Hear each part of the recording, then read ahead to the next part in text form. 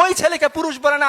যে ছেলে একটা মেয়ের মেসেঞ্জারে রিপ্লাই না পাওয়ার জন্য বালিশের মধ্যে ডুকরে ডুকরে কাঁদে, তাকে পুরুষ বলে না।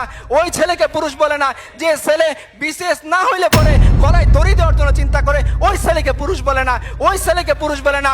যে জওয়ানির মধ্যে জওয়ানি মিটানোর জন্য রাস্তায় রাস্তায় দাঁড়িয়ে মেয়েদের সাথে ইফটিজিং করে, ওকে পুরুষ বলে না। পুরুষ এমন না যে নিজের কাছ থেকে পুরুষত্বের পোশাক খুলে ফেলে মেয়েদের জামা পরার জন্য প্যান্ট প্যানা নিয়ে আন্দোলন শুরু করবে। পুরুষ এরকম না যে আল্লাহ সুবহানাহু ওয়া তাআলা তার মধ্যে যে সৌর্য বীর্য যে দুঃসাহসিকতা দিয়েছেন সেটাকে সে ছুঁড়ে ফেলে সে মেয়েদের মতো আঁচলে মুখ লুকিয়ে কাঁদবে। পুরুষত্ব এরকম না। আর বেটা তুমি যদি পুরুষ হও, 4টা বিয়ে করো, মজমাস্তি করো বউয়ের সাথে, কবিতা লেখো বউয়ের সাথে, পারলে দায়িত্ব নাও, নিয়ে দেখাও তোমার পুরুষত্বের পরিচয় কতখানি। পারলে দিনের দায়িত্ব নাও, নিয়ে দেখাও তোমার পুরুষত্বের পরিচয় কতখানি। পারলে উম্মার দায়িত্ব নাও, খালিদ ওয়ালিদ হও, আমরা তোমার ইমামতি মেনে নিব, দেখি তোমার পুরুষত্বের দায়িত্ব কতখানি। আর যদি না হয় তাহলে তোমার এই পুরুষত্বের প্যান পানি বন্ধ করো।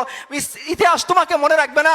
ইতিহাস মনে রাখবে খালিদ ওয়ালিদকে, ইতিহাস মনে রাখবে জাফর ইবনে আবু তালিবকে, ইতিহাস মনে রাখবে আবু বকর উমরকে, যে উমর পারস্যের সামনে দাঁড়িয়ে চোখে চোখ রেখে কথা বলেছিলেন। ইতিহাস মনে রাখবে রিবি ইবনে আমরকে, যিনি রুস্তমের সামনে দাঁড়িয়ে বলেছিলেন যে রাসূলুল্লাহ সাল্লাল্লাহু আলাইহি সাল্লাম 3টে অপশন আমাদের সামনে দিয়েছেন, হয় ইসলাম কবুল করো, শান্তিতে থাকবা, রুস্তম বলতে পারবো না, তাহলে অপশন 2 তুমি আমাদেরকে জিজিয়া দিবা, আমাদের অধীন হয়ে যাবা। রুস্তম বলতে পারবো না, তো অপশন নাম্বার 3 তলোয়ার সমাধান করবে তোমার এবং আমার মধ্যে, হয় তুমি জীবিত থাকবা না আমি জীবিত থাকবো। দাপটশালী সভ্যতার সামনে দাঁড়িয়ে বলেছিলেন তলোয়ার তোমার এবং আমার মধ্যে সমাধান করবে। যদি এরকম না হয় তাহলে তোমরা অন্য কোনো পুরুষের উদাহরণ আমাদের কাছে এনো না।